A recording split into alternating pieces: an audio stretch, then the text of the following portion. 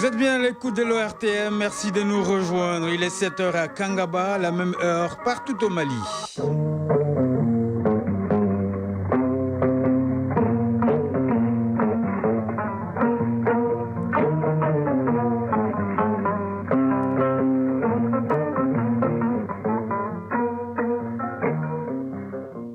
Le journal, Kodi Sibi. Mesdames, Messieurs, bonjour. Les chauffeurs décidés à jouer leur partition dans l'approvisionnement des populations en hydrocarbures. Le Premier ministre, ministre de l'administration territoriale et de la décentralisation a rencontré leurs syndicats et les a félicités pour le sacrifice consenti. Les conducteurs ont promis de ne ménager aucun effort pour que les Maliens aient accès au carburant. Un nouveau plan quinquennal pour la réforme du secteur de la sécurité allant de 2025 à 2029. Le plan plus ambitieux a été adopté à l'issue de la première session ordinaire de l'année.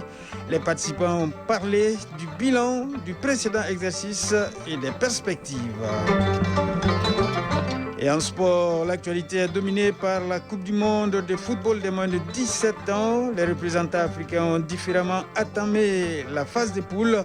Par ailleurs, les 6e Jeux de la solidarité islamique donnent leur coup d'envoi aujourd'hui à Riyad, en Arabie Saoudite. Voilà pour le sommaire. Bienvenue dans ce journal. Le Premier ministre, ministre de l'administration territoriale et de la décentralisation, le général de division Abdoulaye Maïga a rencontré hier à la primature l'ensemble des syndicats des chauffeurs et conducteurs routiers du Mali. Il s'agissait pour le chef du gouvernement de saluer, de remercier les chauffeurs du Mali au nom du président de la transition pour leur contribution à l'approvisionnement du pays en hydrocarbures malgré les contraintes. En cette petite phrase prononcée par l'un des porte-parole des chauffeurs, le Mali c'est nous, nous sommes le Mali, traduit l'engagement et la détermination des conducteurs à jouer leur participation pour que les Maliens aient accès au carburant. On notait la présence de certains responsables des fêtières, des transports et des membres du gouvernement. Le reportage est signé Mamari Koné et Aliou Touré. La reconnaissance des autorités de la transition aux chauffeurs et aux conducteurs routiers du Mali. Lors de cette rencontre d'information et d'échange, c'est le Premier ministre chef du gouvernement qui transmet de vive voix les remerciements du président de la transition aux chauffeurs et aux conducteurs pour leur patriotisme et les efforts qu'ils déploient au quotidien sur les corridors et les routes maliennes pour amener le carburant au Mali. Cette démarche du chef du gouvernement est appréciée par l'ensemble des syndicats, des chauffeurs et aux conducteurs routiers du Mali. Les 4 centrales syndicales qui ont pris la parole ont salué la disponibilité du gouvernement avant d'exposer quelques contraintes des chauffeurs du Mali, comme l'application intégrale de la convention collective et l'absence de sécurité sociale. Marafa Touré, porte-parole du syndicat affilié à la CDTM. Vraiment, ça nous va droit au cœur. Le fait que le Premier ministre nous a accordé ce faveur d'appeler les syndicats des conducteurs routiers du Mali pour les remercier spécialement par le travail qu'ils sont en train de fournir. Moi, je pense qu'on a fait qu'à remercier le gouvernement. Les chauffeurs et conducteurs routiers entendent être des acteurs de la stabilité et non de la déstabilisation du pays et apporter leur contribution malgré les difficultés, car ils se disent prêts à tout donner et à se battre corps et âme pour le Mali. Moussa Bagayogo, porte-parole du syndicat national des chauffeurs et conducteurs routiers du Mali, Sinacor. Le Premier ministre nous a appelés, c'est pour nous encourager dans notre boulot. Et au fait, nous avons eu par contre des situations un peu aussi à expliquer. Et en réalité, nous avons trouvé de satisfaction. Fait que lancer des messages par rapport à les propos des chauffeurs. Le Mali, c'est eux, et c'est le Mali. Donc ils sont dévoués à travailler et je les encourage vraiment à travailler dans la plus grande dignité parce que le Mali nous interpelle tous. Draman Koné, porte-parole du groupement des syndicats des conducteurs routiers du Mali. Aujourd'hui, ce serait inoubliable. On a été reçus, vraiment on est contents. Nous, tous les conducteurs routiers du Mali, vraiment, nous en sommes maintenant fiers de notre gouvernement. Et on va se mettre le paquet encore pour quand même faire de ce qu'on doit faire dans ce pays-là. Vraiment, on est très, très contents. Le Premier ministre dit prendre bonne note des préoccupations évoquées par les chauffeurs et conducteurs routiers du Mali. Le gouvernement, dira-t-il, apportera des solutions selon ses moyens. À la rencontre, on notait la présence de certains responsables des fêtières des transporteurs. Comme quoi, il faut se donner la main pour faire face à l'ennemi. Sur un autre plan, le comité d'orientation pour la réforme du secteur de la sécurité dispose d'un nouveau plan quinquennal plus ambitieux allant de 2025 à 2029. Il a été adopté hier à l'issue de la première session ordinaire de l'année, session au cours de laquelle les participants ont fait le bilan de l'exercice écoulé avant de dégager les perspectives. Tchamoko Konaté pour les détails. Un cycle stratégique s'achève en matière sécuritaire au Mali, donnant lieu à un autre. Un nouveau départ donc pour une période de 5 ans allant de 2025 à 2029 après un plan triennal. Cette première session ordinaire de l'année en cours du comité d'orientation pour la réforme du secteur de la sécurité s'est d'abord penchée sur le bilan de l'exercice écoulé avant de se prononcer sur les perspectives. Il ressort du rapport que l'état d'exécution des activités est mitigé à cause de l'insuffisance des financements. Général de division Abdoulaye Koulibaly, commissaire à la réforme du secteur de la sécurité. Le plan triennal a été exécuté à peu près à 30-35%.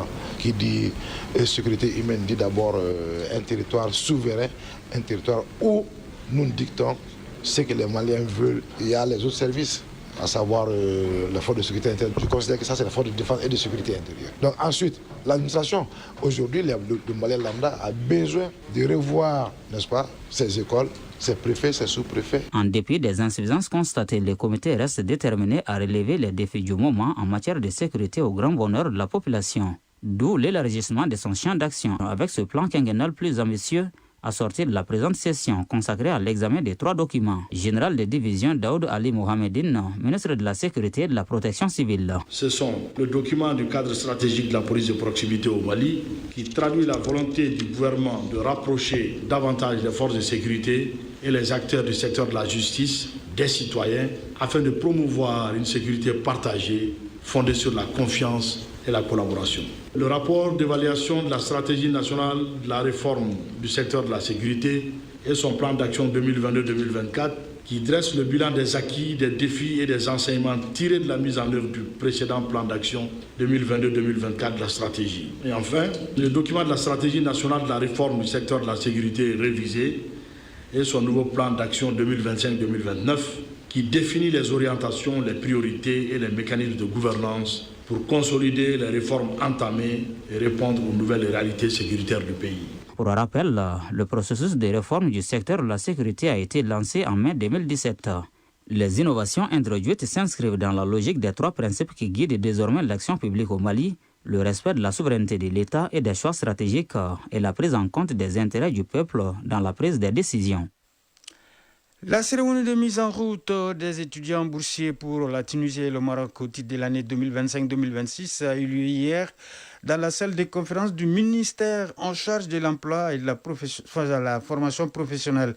L'objectif de cette session de formation professionnelle est de mettre en valeur la coopération entre le Mali et ses partenaires marocains et tunisiens. La cérémonie était parrainée par le ministre de l'Entrepreneuriat national, de l'emploi et de la formation professionnelle. Le point avec Fanta Mamanyentao. Ils sont au nombre de 65 stagiaires maliens qui poursuivront des formations au centre de formation professionnelle tunisienne et marocaine au titre de l'année 2025-2026. Les parents ont rappelé aux bénéficiaires que le pays compte sur eux pour plus de connaissances, d'expérience et d'ambition au service du développement national. Sidi Mohamed Touré, porte-parole des parents. Ces enfants partent en Tunisie et au Maroc avec le flambeau du pays. Le conseil que j'ai à leur donner, c'est de se comporter en bon ambassadeur, de donner le meilleur d'eux et de nous revenir avec de la bonne connaissance. Selon nos 2 pays frères, avec lesquels le Mali entretient les liens historiques d'amitié, de coopération et de solidarité, l'éducation est la base incontournable pour le développement d'une nation. Idriss Isbahen, ambassadeur du Royaume du Maroc au Mali. Je suis donc tout honoré, Madame la Ministre, d'être encore parmi vous. Je me rappelle, en 2023, j'ai assisté lors de mon arrivée au Mali d'une cérémonie pareille avec l'Agence marocaine de coopération internationale pour qu'on puisse vraiment former les meilleurs éléments au Mali. Mohamed Amin Ben Oun, chargé d'affaires de l'ambassade de Tunisie au Mali. Je profite de cette occasion pour féliciter les stagiaires maliens pour leur brillante sélection et tout en leur souhaitant un avenir radieux, plein de succès, de bonheur et de féliciter leurs parents pour la même occasion. Le ministre en charge de l'emploi, très satisfait, a remercié les gouvernements de la Tunisie et du Maroc pour ces opportunités de formation offertes à notre jeunesse.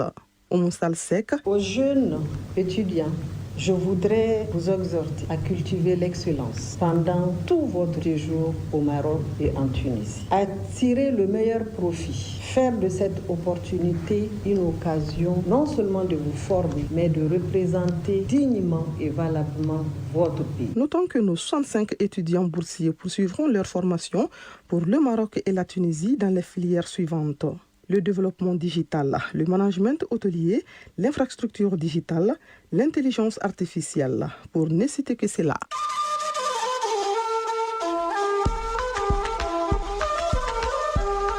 AES, actualité.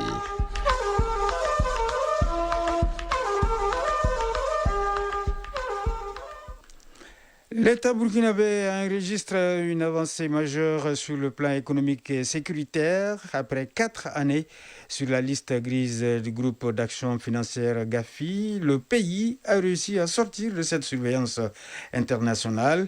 L'annonce a été faite à Ouagadougou par le ministre de l'économie et des finances, Dr Aboubakar Nakanabo.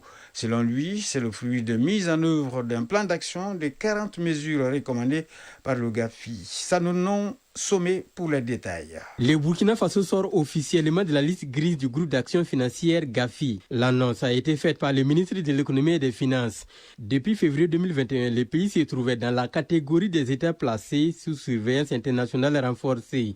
Pour en sortir, le gouvernement a mis en œuvre un plan d'action pour combler ses failles en matière de lutte contre le blanchiment des capitaux et le financement du terrorisme, explique Dr Aboubakar Nakanabo. Ces actions vont du dispositif législatif au dispositif technique et institutionnel. Sur le plan législatif, l'une des avancées majeures, c'est l'adoption de la loi sur la lutte contre le blanchiment des capitaux, le financement du terrorisme et la lutte contre les armes de destruction massive.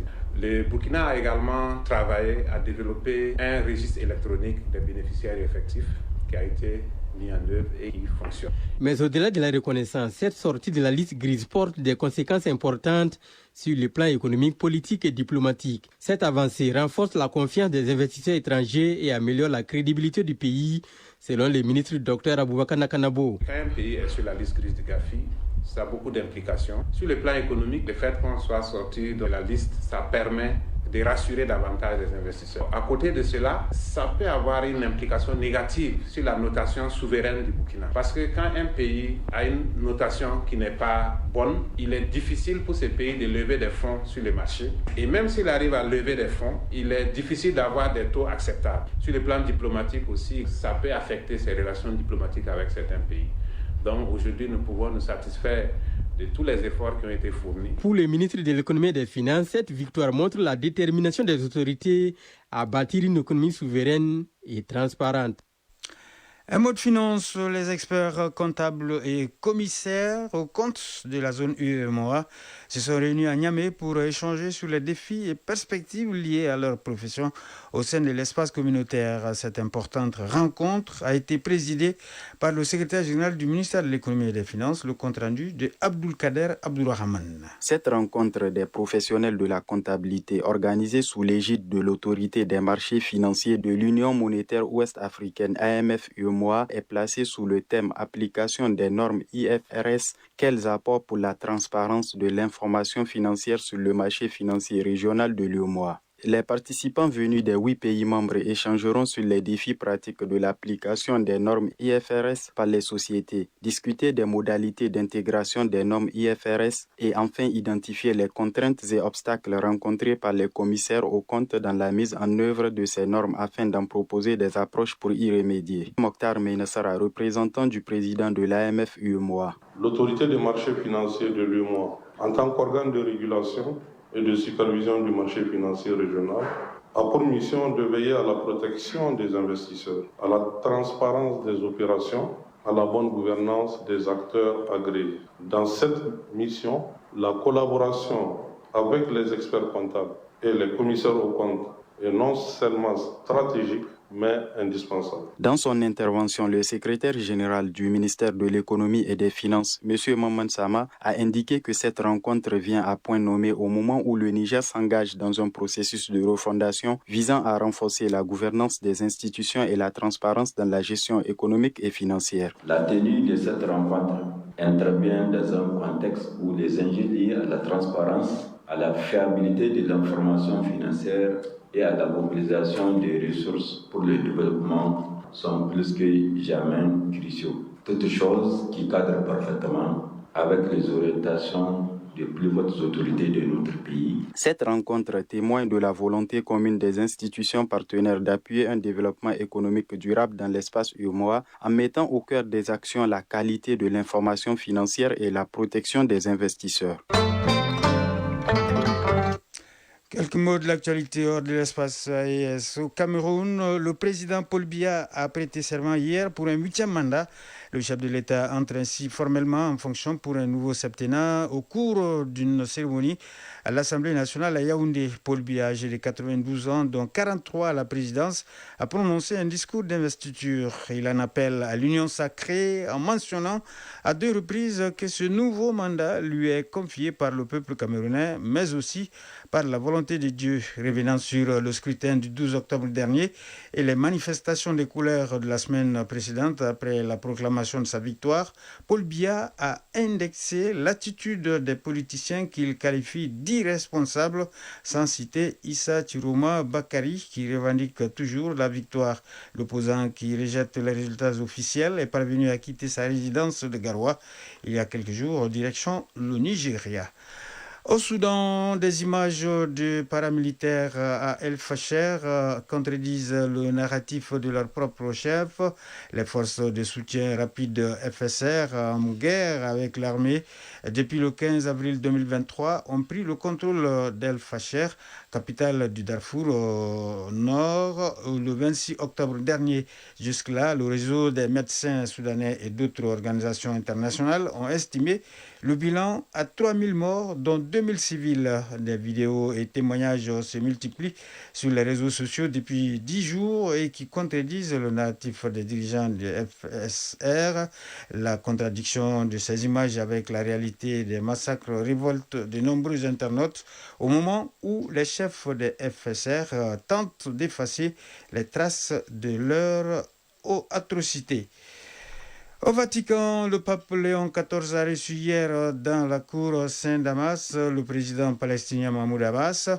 Au menu des échanges, la situation à Gaza, le chef de l'autorité palestinienne a évoqué la nécessité urgente de mettre fin au conflit sur l'enclave au Proche-Orient et de favoriser l'entrée de l'aide humanitaire. Ce fut la première rencontre entre les deux hommes qui n'avaient jusqu'alors communiqué que par téléphone. Un communiqué du bureau de presse du Saint-Siège a qualifié cet entretien de cordial, ajoutant que parmi les sujets abordés figurait également le besoin de trouver une solution à 2 États. La veille de sa rencontre avec le pape Léon XIV, le président Abbas s'était rendu à la basilique Sainte-Marie Majeure pour se recueillir sur la tombe du pape François, pour qui il a exprimé toute sa gratitude pour son action en faveur de la paix à Gaza. La page des sports, c'est tout de suite.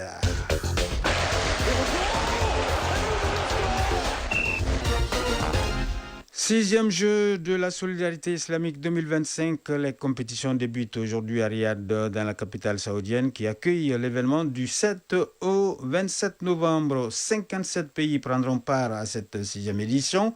Football chez les femmes, l'Égypte sera l'hôte de la 5e édition de la phase finale de la Ligue des champions féminines qui commence demain. Le Mali est présent à travers l'USFAS. Coupe du monde des moins de 17 ans, Qatar 2025. La deuxième journée de poule se poursuit aujourd'hui dans les groupes E, F, G et H. Hier, les représentants africains ont fait fortune diverse. Le résumé de l'actualité sportive avec Isaac Tienou. Football, Coupe du monde des moins de 17 ans de la FIFA Qatar 2025. La deuxième journée se poursuit ce vendredi dans les groupes E, F, G et H.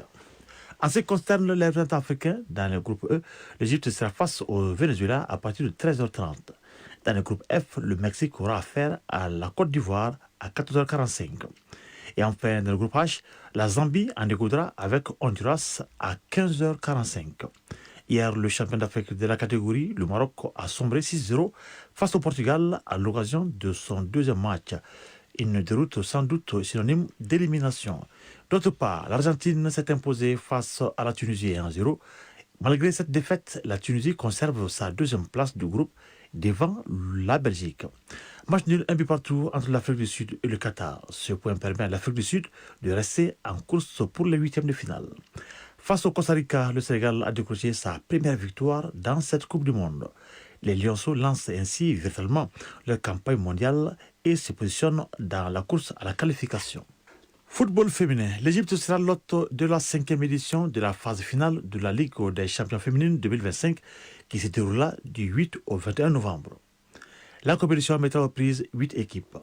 Il s'agit des FC Massar d'Égypte, Tout-Puissant Mazembe du Congo, l'Asfar du Maroc, Isfas du Mali, Asak Mimosa de Côte d'Ivoire, 15 d'Agosto de Akonibé de Guinée équatoriale, Gaborone United Ladies de Botswana, JKT Queens de Tanzanie. À l'issue d'un tirage qui s'est déroulé le 27 octobre dernier, les équipes en lice ont été réparties en 2 groupes de 4 et sont fixées sur leur adversaire. Dans le groupe A, on retrouve le FC Massar, l'Asfar, 15 de Agosto et Isfas du Mali. Dans le groupe B, le Tout-Puissant Mazembe, l'ASEC Mimosa, le Gaborone United et JKT Queens. Le stade du Canal de Suez à Ismailia et le stade Right to Dreams au Caire seront les théâtres de cette 5e édition de la Ligue des champions féminines. La course à la succession des Congolaises de Tout-Puissant Mazembe s'ouvre donc demain. Le vainqueur de cette édition repartira avec une dotation de $600 000, soit environ 390 millions de francs CFA, tandis que le finaliste recevra $400 000, environ 260 millions de francs CFA.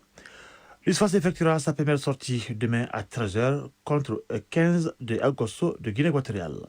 En deuxième heure, Massar sera face à Asfar du Maroc. Pour terminer, Jeux de la solidarité islamique 2025. Les compétitions de la 6e édition des Jeux de la solidarité islamique 2025 débutent aujourd'hui dans la capitale saoudienne Riyad qui accueille l'événement du 7 au 27 novembre. Plus de 3000 athlètes représentant 57 pays prendront part à cette 6e édition des Jeux de la solidarité islamique. Les athlètes devront s'affronter dans 25 disciplines sportives réparties sur 5 sites principaux de la ville. La cérémonie officielle d'ouverture aura lieu ce vendredi sur l'esplanade d'Al-Jamaderia. Le Mali sera absent cette année en athlétisme. Voilà, c'est ce qui met fin à ce journal. Merci de nous avoir suivis. Présentation Kodi Sibi, mise en onde Alou Koulibaly, mise en ligne Mohamed Koulibaly, assisté de Badji Touré. Merci au rédacteur en chef adjoint, au rédacteur en chef Bourama Traoré qui m'a aidé donc à le préparer.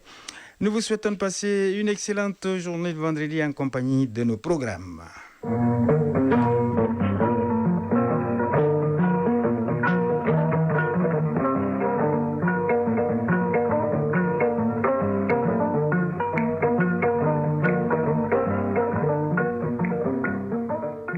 Aw bɛ ka mun ɲini aw ka